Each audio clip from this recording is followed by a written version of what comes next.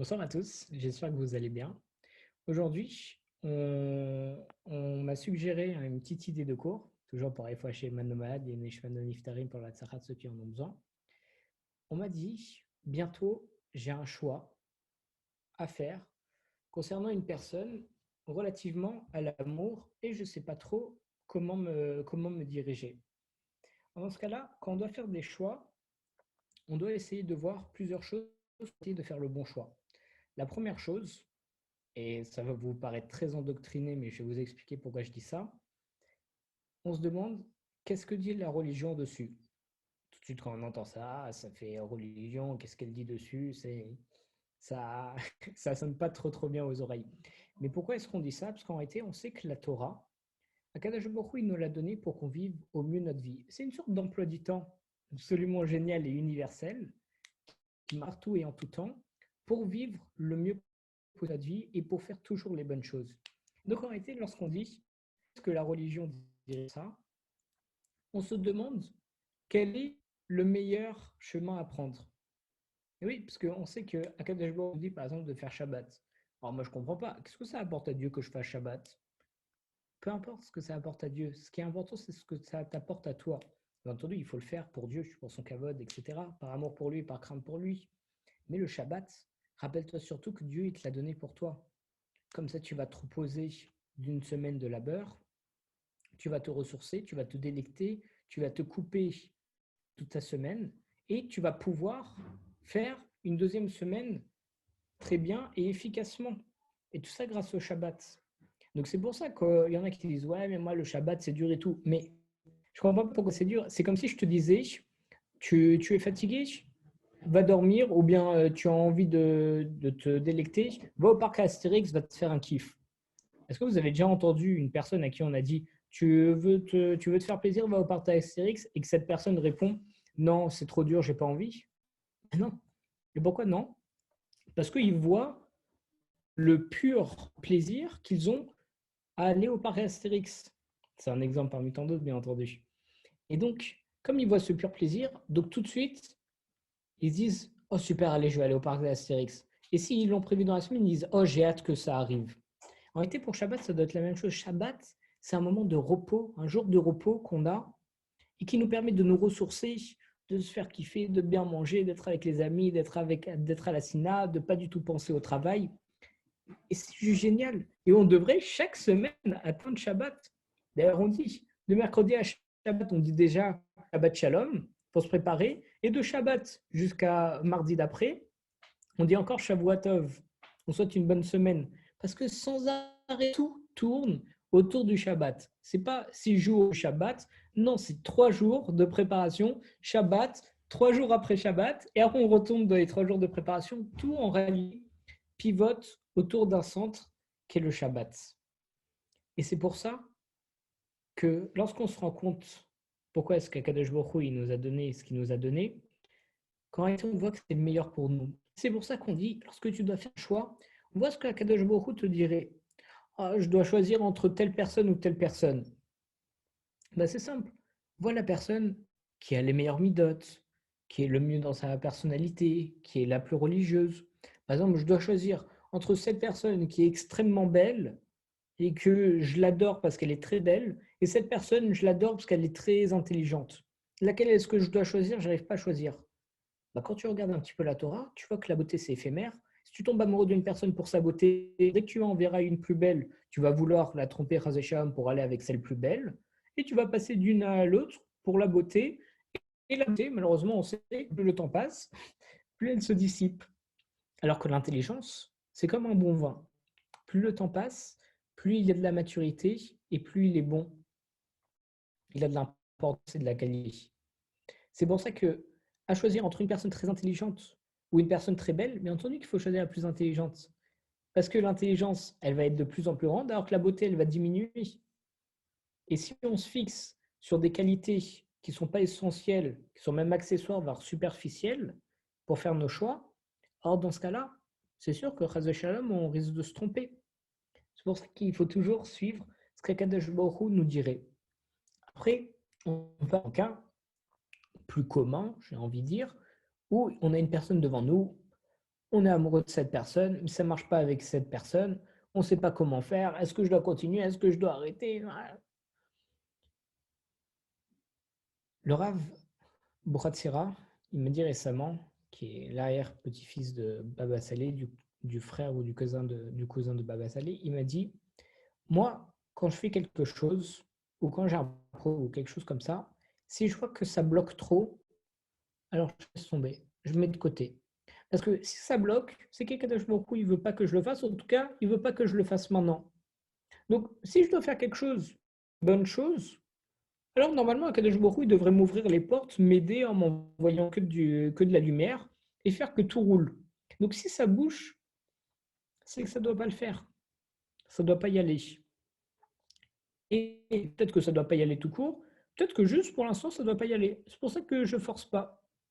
Il m'a dit cette phrase et ça m'a marqué et j'essaye de l'adopter aussi dans ma vie. Lorsque je veux faire quelque chose, que je vois vraiment ça bouge, ça va, il y a des embrouilles, il y a des choses qui vont pas et tout, je dis c'est pas grave, laisse de côté, va faire autre chose. Si ça doit se débloquer, ça se débloque. Ça ne doit pas se débloquer, ça se débloquera. Moi, je n'ai pas du tout le niveau de savoir si c'est en réalité une bonne chose profondément ou pas. Qu'est-ce que ça va m'amener dans le futur? C'est pour ça que je laisse Akadosh Baruch Hu tout faire. C'est pour ça que lorsque vraiment ça bloque, il faut laisser les choses couler. Oui, mais cette personne, je suis sûr que c'est mon mazal, c'est mon zivou, que je vais me marier avec elle et tout. En réalité, quand on est amoureux, on idéalise la personne à tel point qu'on voit même plus ses défauts, on voit que ses qualités. Et encore une fois, on ne peut pas connaître les desseins d'Akadosh Baruch Hu, tout ce qu'il prévoit. Donc, on ne peut pas savoir si une personne, c'est notre mazal ou notre zivoug. C'est pas possible.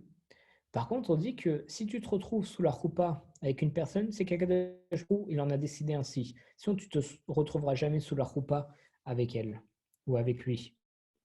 C'est pour ça que si ça bug, si ça marche pas, etc., faut pas se dire oui, mais je suis sûr que c'est mon mazal, mon zivouk. Écoute, même si c'est ton mazal, ton zivouk, c'est Akadosh Baruch Hu, il veut pas que ça se passe maintenant, laisse. C'est que ça doit pas se passer maintenant. Vous êtes peut-être pas assez mature, ou bien vaut mieux, il faut qu'il y ait un événement avant qu'il se passe pour qu'après ça débloque et que tout aille mieux. Sinon, même si nous deux on est sûrs et qu'on n'arrive pas à faire les mariages ni quoi que ce soit, même si nous deux on est sûr, laisse tomber, parce qu'avant de se marier, peut-être ça va chaser shalom pourrir la relation ou faire des mauvaises choses. C'est pour ça qu'il faut tout laisser entre les mains d'Akadosh Baruch Hu et faire confiance à Akadosh Baruch Hu. Après, on peut aussi dire oui, mais regarde, je vois des signes par rapport à cette personne, ça c'est un signe, on s'est revu après tant d'années en se croisant et c'était mon amour d'enfance et là on se revoit, etc.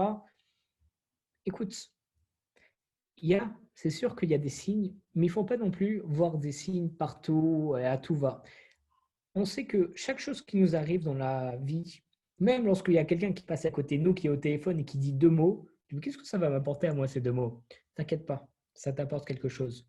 Même si c'est dans ton inconscient, même si c'est pour plus tard, ça va te développer et te débloquer une capacité ou une logique qui se met en route tout seul dans ton inconscient, qui va t'aider pour quelque chose qui va peut-être arriver juste après ou quelque chose qui va t'arriver dans des années, peu importe Akadosh Baruch Hu, il sait. Donc certes, chaque chose qui nous arrive, c'est un signe. Chaque chose, c'est prévu par Akadosh Baruch Hu de façon super minutieuse. Mais il ne faut pas commencer à se dire qu'on peut interpréter tous les signes.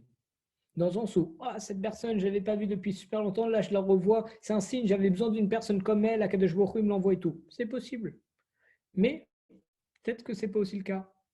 Et oui, j'ai besoin absolument d'un comptable pour faire une très grosse entreprise. Et là, je retombe sur mon ami qui a fait une école de comptabilité, ça faisait longtemps que je ne l'avais pas vu. Au final, je me mets avec lui et une catastrophe ambulante. Alors là, je me dis quoi? Je croyais que c'était un signe de Dieu, mais en réalité pas du tout. Et ça marche pas, et je dis n'importe quoi et tout. Non. Si Akadosh Baruch Hu, il a mis sur ton chemin, c'est parce qu'il voulait que ça ne fonctionne pas et qu'il se passe ce qu'il doit se passer. Mais, en tout cas, il a mis sur ton chemin, et certes, il y avait bien un signe. Mais ce n'est pas pour autant, encore une fois, qu'il faut interpréter les signes à tout va. Il y a quelques années, il y avait une grosse polémique dans les journaux, etc. On avait vu une pierre du Kotel Amaravi tombé du côté des libéraux, et donc avec des renards à côté. On avait dit oui, comme dans la prophétie, il y a marqué, il y aura des animaux à côté du côté. Là, il y a une pierre qui est tombée, ça a formé un visage, quelque chose comme ça. Il y a un grand rave qui a dit, regardez, lorsque, donc excusez-moi juste, donc tout le monde disait, ouais, Mashiach arrive. Il y a un rave qui a dit, regardez, lorsqu'il y a un phénomène qui se produit, s'il est explicable de façon rationnelle, alors expliquez-le de façon rationnelle et ne voyez pas le miracle dedans.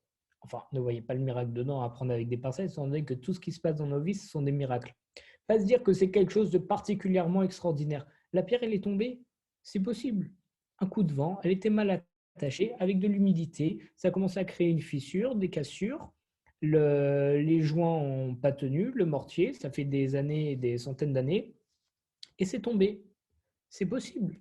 C'est pas impossible. Il a dit, étant donné que c'est possible, alors certes, si c'est tombé, c'est qu'il y a une bonne raison, etc. Mais voyez ça de façon normale et rationnelle. Après, s'il y a d'autres signes ou d'autres manifestations d'Akadosh Baruch Hu, alors là, bien entendu, on commence à se remettre en question, etc. Mais en tout cas, moi, à mon petit niveau, je ne peux pas commencer à dire la pierre, elle est tombée du côté des libéraux. Donc, c'est les libéraux qui vont amener ma chiare parce qu'il y a des animaux en même temps et tout. Moi, à mon niveau, déjà, bien entendu, encore une fois, on ne connaît pas les dessins d'Akadosh Baruch Hu. Mais en plus de ça, qui je suis pour essayer d'interpréter quelque chose qui s'est passé? Je suis personne, moi. Et je parle vraiment pour moi personnellement. Je suis personne. C'est pour ça qu'on laisse les grands rabbinim. Si les grands rabbinim ils décrètent qu'il y a quelque chose qui s'est passé ou des choses comme ça, alors là on suit. On suit les rabbinim parce qu'ils se sont concertés, ils sont beaucoup plus érudits que moi en tout cas, et donc là on suit. Mais il ne faut pas commencer à se dire oh il y a un signe de ça, de ça, de ça, je ne comprends pas pourquoi ça n'a pas marché, pourtant il y avait les signes, je l'ai revu depuis des années. Si tu l'as revu, c'est que tu devais le revoir, c'était prévu par Akadosh Baruch Hu. Mais est-ce que c'était prévu de le revoir pour les plans que toi tu as pensés? Pas forcément. C'est pour ça que, pour revenir à la question initiale, lorsqu'on fait des choix par rapport à des personnes en amour, etc., d'abord on voit ce que la Torah elle dirait. Est-ce que c'est une bonne personne? Je suis fou amoureux, Chazé d'une Goya. Mais je suis sûr que c'est avec elle qu'il faut que je me marie. On a des projets extraordinaires, on va faire des choses magnifiques, même pour le judaïsme et tout. Je veux me marier, est-ce que je peux me marier? Regarde dans la Torah. Tu ne te marieras pas avec une non-juive. Du coup, non. Oui, mais on s'aime et tout. Non, non, c'est non. Parce qu'une personne non juive reste une personne non juive. Il y a des choses qui ne vont pas aller. Elle veut se convertir, elle arrive à se convertir. Génial. Mariez-vous. Mais la Torah, elle te dit non. Suis le non. C'est comme si tes parents, ils te disaient, lorsque tu demandes quelque chose, oui, mais je veux un bonbon, je sais que c'est bon pour moi, ça me fait plaisir et tout. Et s'ils te disent non, toi, tu comprends pas que c'est parce que tu vas avoir des verres d'estomac ou aller chez le dentiste. Tu peux pas comprendre. C'est pas à ton niveau de maturité. Mais tes parents, ils savent. Là, c'est pareil avec Kadosh Baruch Hu. Oui, mais je l'adore et tout. Peu importe. Kadosh Baruch Hu, il t'a dit non, il t'a dit non. S'il fait en sorte que vous cassiez ou que quoi que ce soit, c'est qu'il a voulu et que c'est préféré ainsi. Et tout ce qu'il faut faire, c'est prendre un peu son mal en patience, attendre un petit peu et voir ce que Kadosh Baruch Hu va nous envoyer par la suite. S'il décide que Chaz Hashem, on se marie jamais, on se mariera jamais. S'il décide après, grâce à ça, de nous envoyer une personne bien meilleure, c'est génial. C'est comme si je te disais, regarde, je te donne pas maintenant 1 euro, mais je te donne après 10 euros. Bon, alors tout de suite, vous allez me dire, oui, mais un, tiens, il vaut mieux que deux, tu l'auras. Oui, mais on ne va pas rentrer là-dedans. C'est quelque chose de sûr. On sait que sur l'avenir, on aura du meilleur. Parce que c'est directement envoyé d'Akadosh Baruch Hu. C'est pour ça que on suit ce que Akadosh Baruch Hu nous dit. Et donc pour tous nos choix, c'est comme ça. Donc peu importe ce qui se passe, il faut toujours essayer d'écouter Akadosh Baruch Hu, voir qu'est-ce qu'il y a marqué dans la Torah, consulter des rabbinim et des sages, vu qu'ils sauraient normalement nous expliquer la situation. Et c'est comme ça qu'on arrive à faire nos choix. Après, dans nos choix, il ne faut pas prendre que nous en considération. Sans me dire, oui, machin, mais je fais ça, bon, ça va lui faire du mal, mais tant pis, je dois primer ma personne. Non, pas forcément.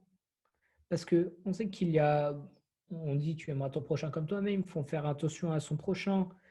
Toutes les méthodes Ben Adam Lachavero qui sont extrêmement C'est pour ça qu'on ne peut pas tout faire, tout et n'importe quoi et se dire les choix que je fais, c'est que pour moi. Non, il faut toujours prendre en considération la personne en face.